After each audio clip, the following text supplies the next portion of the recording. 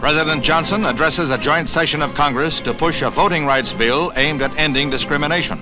It would appoint federal voting registrars in some instances and put an end to complicated literacy tests and other hampering tactics. The president referred to the events in Selma as an American tragedy. And throughout the nation, even in Canada, there were marches through the streets of towns and cities. In New York's Harlem, more than 15,000, half of them white, filed somberly through the streets in quiet but agonized protest. The events in Selma had been brought to a climax by a nighttime attack on a white Boston minister by white men. He died 2 days later, many feeling he suffered martyrdom in the cause of civil rights and voting discrimination. The next day, 4 men were held for his murder. For the Reverend James J. Reeb, the demonstrators write his epitaph with this tribute.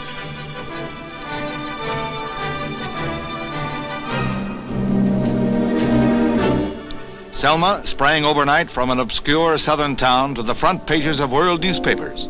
This church was headquarters in the Negro drive for the right to vote, and it was here that Martin Luther King came to lend his support to the campaign. He pointed out that from Selma's 14,000 Negroes, only a few more than 300 had been registered at the polls. When one group set out to march to the Capitol at Montgomery, the procession was broken up violently by state troopers and sheriff's deputies. Then Dr. King led another contingent through the town.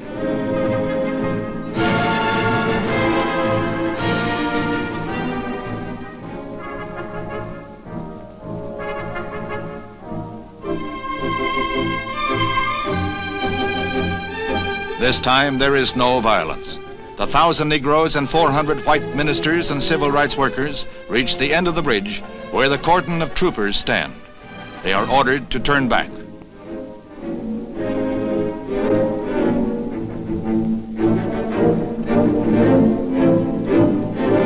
Dr. King confers with the police as the marchers hold their ground. He requests that they be allowed to pray. There are a few minutes of mounting tension.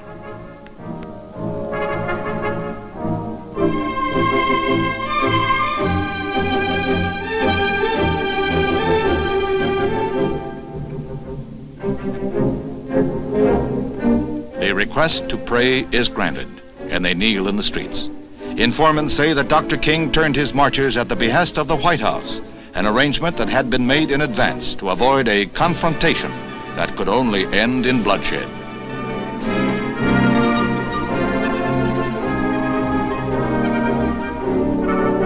The troops and deputies stand stolidly by as the prayers are said and the marchers go back to Selma. This Alabama town will go down in the history books as a turning point in the civil rights drive. From the halls of Congress to the smallest crossroads hamlet, people can understand the plea that no American can have freedom and justice unless there is freedom and justice for all. In Selma, there is a lesson to be learned.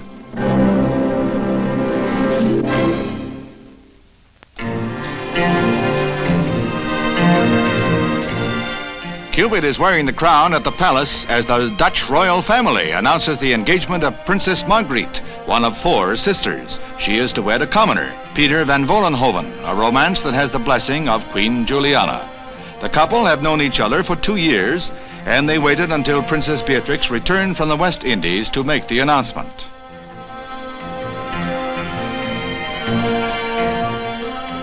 A bust of the 4 princesses was their silver anniversary present to the king and queen.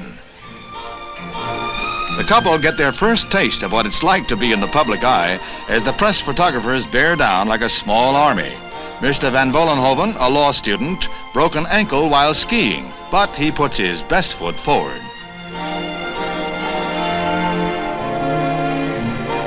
The fiancé of the princess will be the first commoner ever to marry into the royal House of Orange. The Dutch people have hailed the match, and their first wedding gift is the goodwill of the nation.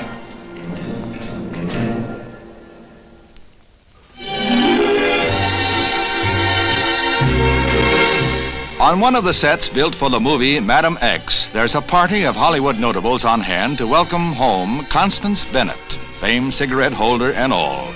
The actress has come out of retirement to star with Lana Turner in the classic screenplay. Miss Turner is accompanied by Bob Eaton, while Sandra Dee is escorted by her hubby, Bobby Darin. Ricardo Montalban is also starring in Madam X. The picture marks the return of Miss Bennett after 12 years of retirement. Mervyn LeRoy is a guest of producer Ross Hunter. He's an old friend of Miss Bennett's, as you can readily see. Also on hand is Milton Rackmill, Universal President, with a bus for Sandra Dee. This way-out stocking sheaths the leg of Miko Taka, who has James Shigeta under her spell. Another old-timer on hand, Cesar Romero.